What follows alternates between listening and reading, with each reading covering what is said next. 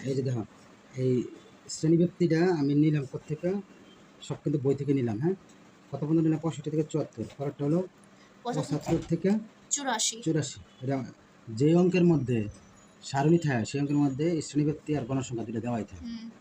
84, তারপরে 85 থেকে 94। এটা হলো তোমার এই শ্রেণীব্যক্তি, যেটা প্রশ্নে দেওয়া। এই যে উদাহরণ 7-7-এর মধ্যে দেওয়া, এই 7টা কিন্তু এখন করতেছি। হ্যাঁ, তা এর মধ্যে গণসংখ্যা আছে, গণসংখ্যাটা এখানে উঠাইনি, যেটা প্রশ্নে দেওয়া। এই যে নিচে দেওয়া গণসংখ্যা দেওয়া আছে, লেখা যেটা আছে এটা এখন গণসংখ্যা উঠাবো। গণসংখ্যারে বলে এফআই, আর শ্রেণী মধ্যমানরা বলে এক্সআই। এটা কিন্তু মনে রাখবা। হ্যাঁ, গণসংখ্যা প্রথম হলো 25 থেকে 34 হলো 5।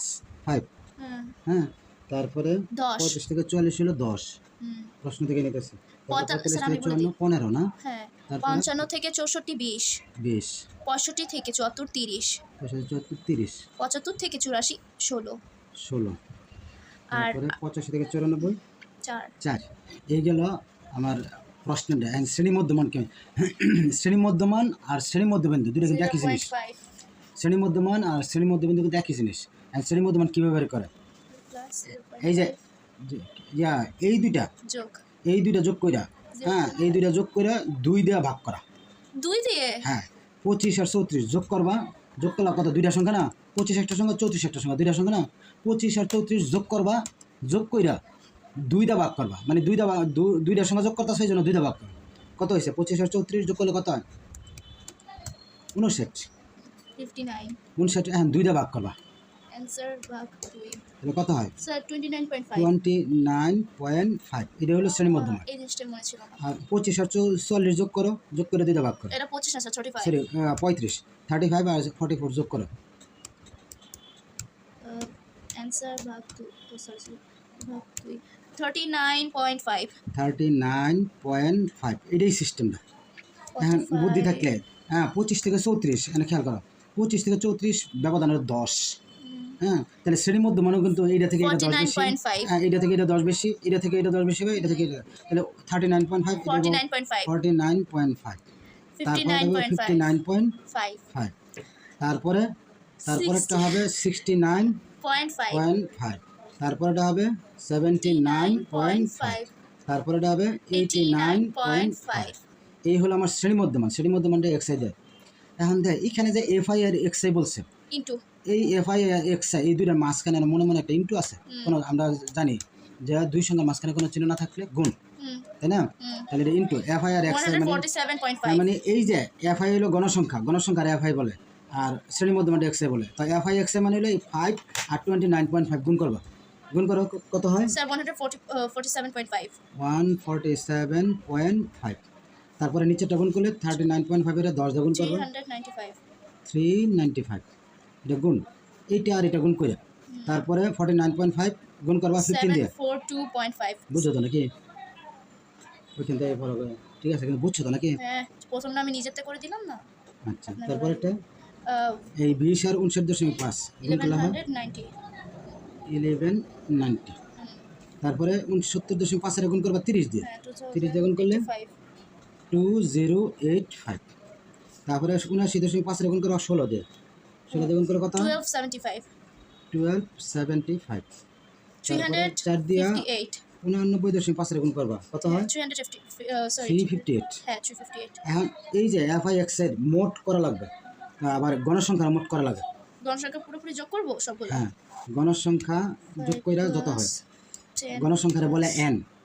15 প্লাস 20 30 60, 20 30 60, সবগুলো উপর থেকে নিচে সবগুলো যোগ করবা ক্যালকুলেটর দিয়ে। 100। হ্যাঁ, আর এই যে এফআই এক্সআই এটারও যোগ করা লাগে। এটা সবগুলো ক্যালকুলেটরে যোগ করবা একটা একটা করে, প্লাস প্লাস দিয়ে যোগ করলে এটা হয় হলো, যোগ করে তো পারবা তো নাকি? যোগ করলে হয় 6190। হ্যাঁ, 0.0। ওই যে 0 হলো দুইটা যে 5 5 10 0। হ্যাঁ, হাতের এক আছে, হাতের একটা এই পাশে চলে আসবে। তো আমি যোগ করে পাইলাম 6190। এখন আমার কইছে গাণিতিক গড় নির্ণয় করতাম। হ্যাঁ, গাণিতিক গড় আমরা জানি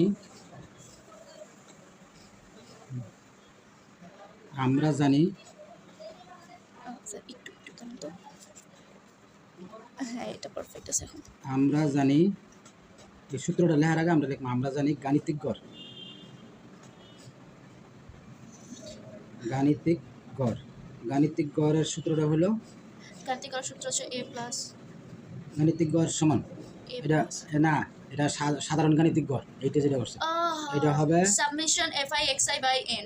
হ্যাঁ সামেশন এফ আই এই যে সামেশন, এটা সামেশন মানে হলো যোগফল, এই চিহ্নটা বা ইংরেজিতে বলে সামেশন, আর এটার অর্থ হলো যোগফল। সামেশনটা কার? এই যে এফ আই এক্স আই যোগ করছে এটা, হ্যাঁ তো লিখতে হবে এফ আই এক্স আই।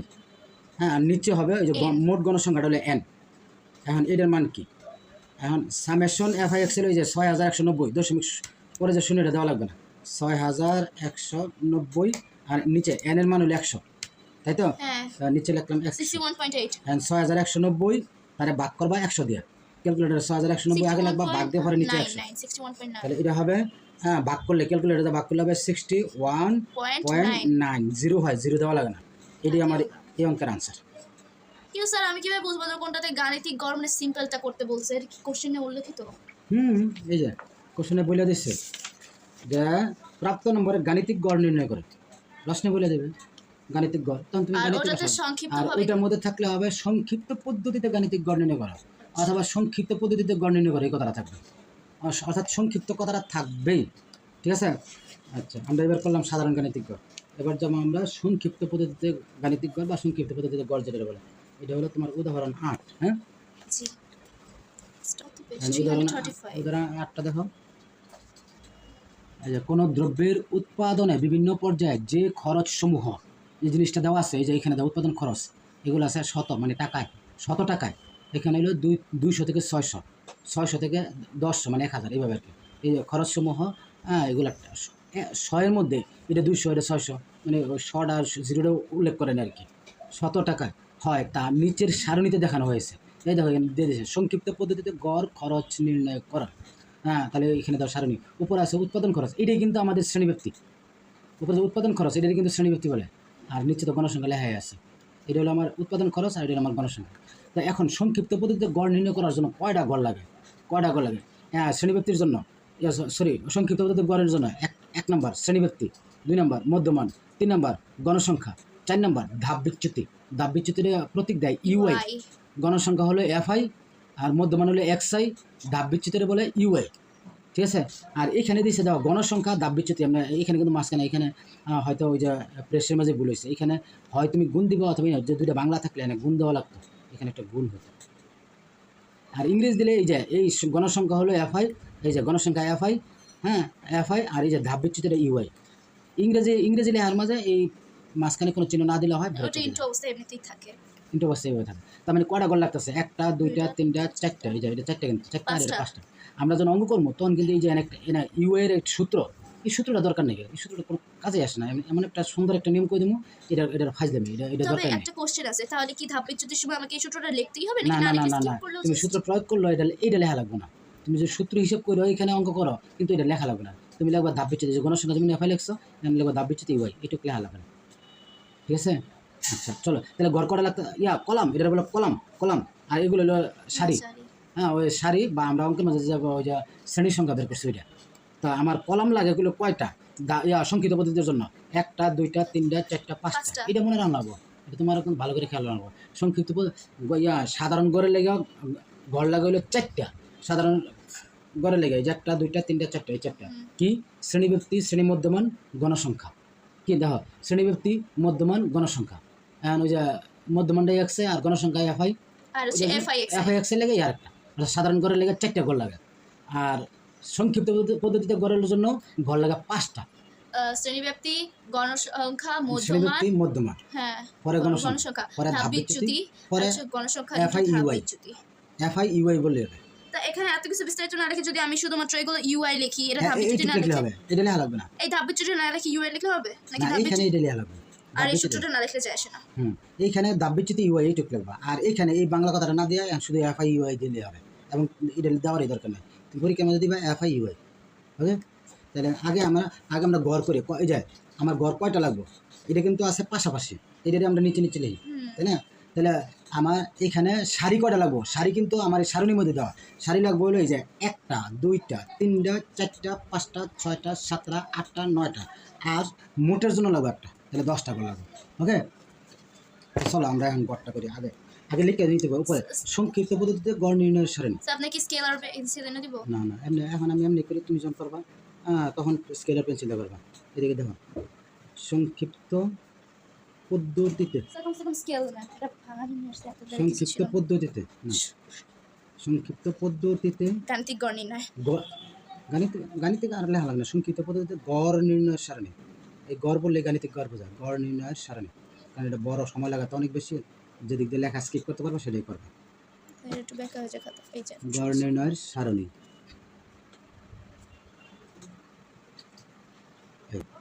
আমার সারি কটা লাগা নিয়ে করলাম? 10টা না? এই একটা। তুমি স্কেল আর পেন্সিল করবা, 2টা বসে। কলম দিয়ে তো টাইম না থাকলে খাতা পেন্সিল পাইনি, কলম দিয়ে করে ফেললাম হবে। 4টা না? নাকি পুরো মাঠটা কাটা যাবে? 5টা কাটা যাবে। দেখো বসে 1টা 2টা 3টা 4টা 5টা 6টা 6টা, 7টা 7টা, তারপরে 8টা 8টা, তারপরে এই 9টা, এই 10টা। আর আমার কলম না করা লাগবে 5টা। হ্যাঁ কলম 5টা। 5টা না? এই যে প্রথমটা হলো শ্রেণী ব্যক্তি। স্যার লিখে দিবেন শ্রেণী ব্যক্তি, একসাথে শ্রেণী ব্যক্তি কেন? শ্রেণী র্যাপটি লিখে দিছে না, ওটা অন্য কোনো ভাবে করেছে। শ্রেণী ব্যক্তি, তারপরে মধ্যমান। মধ্যমান অল্প একটু জায়গা নেই, এটা তো বেশি লাগবে না। মধ্যমান হলো এক সাইড, এক ঠিক সাইড আছে? একটু কি জায়গা লাগবে? তারপরে গণসংখ্যা, গণসংখ্যা হলো একাই। গণসংখ্যা হলো এফআই একাই, ব্রেকেট ধাক্কা দেবো। তারপরে ধাপ বিচ্যুতি, ধাপ বিচ্যুতি, ঘয়াকার কথা বয়স্কের পি ধাপ বিচ্যুতি না, তয় জয় ফলার রস্যু তয়সি ধাপ বিচ্যুতিটা দিবা ইউআই। ইউআই আরেকটা ইউআই এফআই এক্সাইজে লেখা, এটা আইডা নিচে হবে কিন্তু ছোট করে, ঠিক আছে? যেমনি লেখছে এমনি লাগবে কিন্তু। ইউ এর নিচে লিখতে হবে আইটা। হ্যাঁ, নিচে দেখো না, এই যে এক্স আই নিচে, এফ আই নিচে, ইউআই নিচে, আর এটারে লিখবা F I U I. F I U I. Sir এটা কাইন্ড অফ এমন না যে ওইখানে গণমাধ ওই যে এফআই এক্সআই লাগতো আর এখানে এফআই ইউআই লাগবে। মোটিভ আচ্ছা, অবস্থা। আমার শ্রেণী ব্যক্তিটা আমি প্রশ্ন থেকে নিব। হ্যাঁ, প্রথমটা হলো 2 থেকে 6। হ্যাঁ, হ্যাঁ, তারপরেরটা 6 থেকে 10। 10, প্রশ্নের মাঝে 10 থেকে 14, 10 থেকে 14। 14 থেকে আচ্ছা, 18। এটা কিন্তু একটা কথা, 2 থেকে 6, আবার এটা 6 থেকে 10, আবার এটা 10 থেকে 14। এটারেও কিন্তু আবার অবিচ্ছিন্ন শ্রেণী সীমা বলে। একটা আছে বিচ্ছিন্ন, ওই যে আমরা যে এখানে যে করছি, এর আগের অঙ্কটা যে করছি, এটা আমাদের বিচ্ছিন্নতা ছিল একটা আছে এক কম থেকে, আর এটা ছিল পরবর্তীটা ওভাবেই চলে। হ্যাঁ, এটারে কিন্তু আর একটা নাম আছে, একই সংখ্যা, যেটা শেষ হলো শেষটা দিয়ে 18। ওকে, তারপরে হলো 18 থেকে 22। এটা প্রশ্ন থেকে কিন্তু আমরা নিতেছি না। 22 থেকে 26, 26 থেকে 30, 30, 30 থেকে 34, তারপরে 30 থেকে 34। 34। এই কিন্তু আমার শেষ। আর শেষ ঘরটা হলো মোটের লেগে, মোটের জন্য মোট। এখন মধ্যমান মানে কি বলছিলাম, যেটা এই দুটো যোগ করবা, 2টা ভাগ করবা। তো এটা ছোটো আছে দেখে মোহামা করা যাবো। 6 দিয়ে 8, 8-এর 2টা ভাগ করলে দেবো 4, তাই না? 10 আসলে 16, 16-এর 2টা ভাগ করলে 8, 10 আর 14, 24, 24-এর 2টা ভাগ করলে 12, তাই না? 14 আর 28 যোগ করলে 32, 32-এর 2টা ভাগ করলে হবে 16। এখন টেকনিক খাটাইবা, প্রত্যেকটা 4 করে বেশি, 4, 8, 12, 16, তারপরে দেবে 20, তারপরে দেবে 24, তারপরে দেবে 28, তারপরে দেবে 32। এই এখন গণসংখ্যাটা কিন্তু আমার প্রশ্নে দেওয়া, তাই না? এই যে এটা 1, তারপরে 9, তারপরে 21, তারপরে একটা 47, তারপরে একটা 52, হ্যাঁ, তারপরে একটা 36, তারপরে একটা 19, তারপরে একটা 3। এইখানে মোট গণসংখ্যাটা এটা যোগ করবা, এটা যোগ করে, হ্যাঁ, সবগুলো ক্যালকুলেটর যোগ করবা। এখানে করা আছে, আমি দিয়ে দিলাম আর কি। সবগুলো যোগ করলে যোগ তো পারবাই নাকি, যোগ করে বের করতে পারবা। এটা কয় 188, এটা যোগ করলে হবে 188। ওকে, এখন তোমার এই যে দাব বিচ্যুতি ইউআই বের করবা, এইটা বুঝার টেকনিক কি? এইটা বুঝার টেকনিক কি? হ্যাঁ, এটা বুঝার টেকনিক হলো তোমার এই গণসংখ্যার মধ্যে সবচেয়ে বেশি যেটা, এই সূত্র দিয়ে করার সময় নেই, তো এত সূত্র দিয়ে করতে গেলে তো অনেক সময় লাগবে। এখন দাব বিচ্যুতি সবচেয়ে বেশি গণসংখ্যা যেটা, এটা এই অঙ্কের মধ্যে না, সবগুলো সবসময় যেখানে তোমার দাব বিচ্যুতি লাগবে, এই দাব বিচ্যুতির শুধু সংক্ষিপ্ত পদ্ধতিতে গড় এটার মাঝে লাগে, আর কোনো রাত লাগে না। ক্লিয়ার? হ্যাঁ, দাব বিচ্যুতি তখনই তুমি যে দাব বিচ্যুতি যখন করবা, সবচেয়ে বেশি গণসংখ্যা কই আছে বলো? এই যে 52, এটা না? সবচেয়ে বেশি গণসংখ্যা 52 না? যে সবচেয়ে বেশি গণসংখ্যা, এটার বরাবর দাব বিচ্যুতির গড়ে 0 দিবা। আচ্ছা, এখন পরে এই 0 থেকে উপরের দিকে ক্রমান্বয়ে উপরে -1 1 দাঁড়া 2 এই 3 এই 4 আবার নিচে আসবা 1 2 3 এটা তো না এটা 4 নাই সরি এখন করবে কি নিচের গুলা প্লাস প্লাস হলে তো আর দেওয়া লাগে না কিন্তু উপরের গুলা মাইনাস কারণ মাইনাস আছে 0 হচ্ছে ওই -1 ইয়েস হ্যাঁ -0 থেকে এটা কিন্তু দাববিচ্যুতির টেকনিক মনে রাখবা কিন্তু ওটা সবচেয়ে বেশি গণসংখ্যা যেটা থাকে এটার বরাবর দাববিচ্যুতিটা 0 তো নিচে 1 মানে ক্রমান্বয়ে দেবে 1 2 3 4 5 যতটা ঘর থাকে উপরে 1 2 3 4 5 6 যতটা ঘর থাকে দিবা তবে স্যার তাহলে উপর 0 উপরের গুলা মাইনাস 0 নিচের গুলা প্লাস তো প্লাস এনে তো প্লাস আসছে প্লাস তো আর দেওয়া লাগে না এখন এই FIUI এই -4 দিয়া হ্যাঁ গণসংখ্যার গুণ করবা সংখ্যাটা গুণ করবা 4 একে 4 হ্যাঁ আর এই মাইনাসটা মেরে দেবা তারপরে এটা 3 নং 27 হ্যাঁ 27 হ্যাঁ এই যে এটার সাথে মাইনাস আছে মাইনাসটা মেরে দেবা তারপরে এটা 21 দুগুণে 42 হ্যাঁ মাইনাসটা মেরে দেবা ঠিক আছে 47 দিয়ে একের গুণ করলে 47 কে 47 47 সামনে মাইনাসটা মেরে দেবা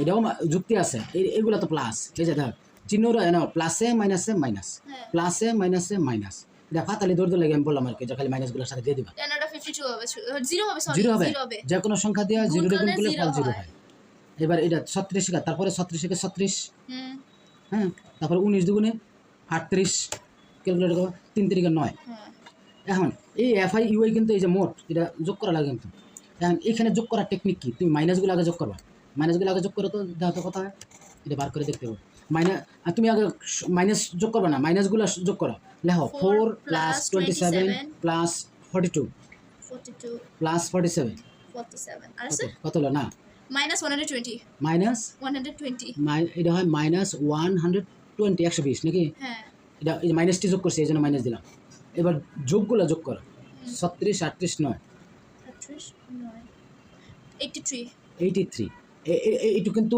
যোগ মনে রাখবেন তো তাহলে এই যে এটা যোগ তোমার এইগুলো সবগুলো যোগ করতে যে চিহ্নের কাজ করতে হবে এটা হলো যোগের কাজ তার মানে কি এই 120 তে 83 বিয়োগ হবে হ্যাঁ কারণ একটা মাইনাস একটা প্লাস না হ্যাঁ না -37 মাইনাস বড়টা মাইনাস দিকে মাইনাস দিতে হইব বড়টা মাইনাস সেই জন্য মাইনাস দিতে হইব হ্যাঁ পরে 120 তে 83 বাদ দেবে মানে বিয়োগ করবে 37 তো কত হলো 37 বুঝছো তো নাকি এই হলো আমার সারণীর কাজ শেষ এবার এখন আমি আবার ওই আগের মতোই সূত্র লিখি আমরা জানি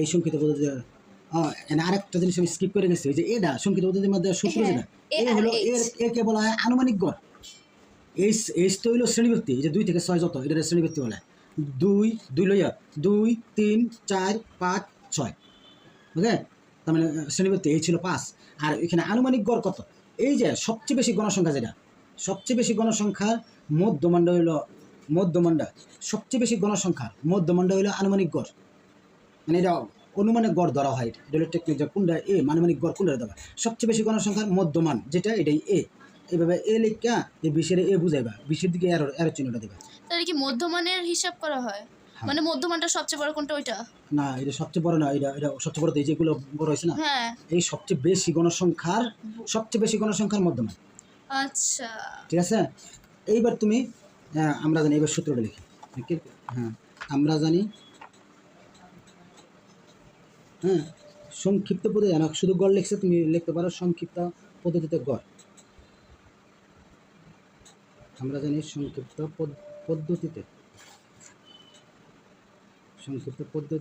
গড় এ প্লাস এক্স এই যে প্রথম গড় এক্স হ্যাঁ গড় এক্স সমান এ প্লাস উপরে হলো সামেশন হ্যাঁ সামেশন ওই আই কে দেওয়া লাগে না সামেশন FIUI ইউআই পরে হচ্ছে হ্যাঁ আর নিচে হলো তোমার এন ইনটু এইচ ঠিক আছে এখন তুমি মান বসাইবা এই যে এ হলো আমার 20 20 ওই যে এর মান 20 যোগ সামেশন FIUI হলো যে -37 টান দিয়ে উপরে -37 ওকে আর নিচে এন হলো আমার 188 এন হলো 188 ঠিক আছে এটা হলো এন এটা তুমি ইচ্ছে করলে এনে লিখতে পারো এন ইকুয়াল টু 188 আর এইচ শ্রেণীবৃত্তি 5 গুণ 5 কেমন যাবে না একটা এটা মাঝে এই যে বইয়ের মাঝে শ্রেণীবৃত্তিটা বল দিছে 2 থেকে 2 3 4 5 6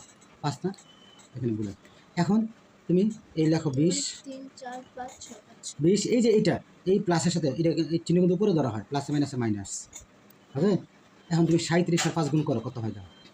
37 5 গুণ করো, 5 7 35, 5 7 আছে 3 3 5 15 আর 3 185 85 আর নিচে হলো 188। 188 এখন তুমি 20 মাইনাস এই 185 এর আগে 185 লিখবা, পরে ভাগ দিয়ে 188 লিখবা, উপরে টাগে লেখা লাগে, কত হয়? 0.9840 0. হ্যাঁ দেখো 0.9840, মানে এগুলো 5 এর নিচে, তাই না? তাহলে 980 হবে। হ্যাঁ হ্যাঁ, দুই সংখ্যার পরে পরিসংখ্যানে সাধারণত কিন্তু দুই সংখ্যাই নেওয়া লাগে। পরিসংখ্যানে দুই সংখ্যার পরেরটা যদি 5 বা 5-এর বেশি হয়, তাহলে 3 নম্বর সংখ্যাটা বাদ দিয়া পরে 2 নম্বর সংখ্যা এক যোগ করে দিলাম। তা আমার এটার পরের সংখ্যাটা কিন্তু 4 5-এর চেয়ে কম, সেই জন্য এটা বাদ, একবারে বাদ, আর যোগ করা লাগবে না, ঠিক আছে না? এখন তুমি 20 থেকে এই 0.98 বাদ দাও। আর যদি আমি 5 থাকতো তাহলে কি আমি এখানে 0.99 লিখতাম? হ্যাঁ, এই সাইনে থেকে যদি 5 থাকতো তাহলে এইটা 99 লিখতাম। এর পরিসংখ্যানের ক্ষেত্রে শুধুমাত্র 4 কে ধরা হয় না?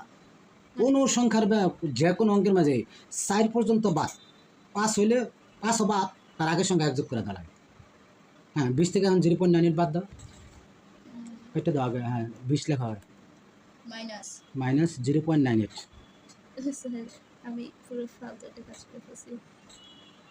20 মাইনাস 0.98 19.02। এটাই এই অঙ্কের মান। 19.02 19.0 দেওয়া কি বেশি প্রয়োজন? মানে এটা জায়গায় যদি আমি 19 19 দিলে হবে না? সামনে তো শূন্যই, পরে আবার 2 ঘর পর্যন্ত রাখতে হবে। আর এমনি তো 2 ঘরেই আসে। হ্যাঁ।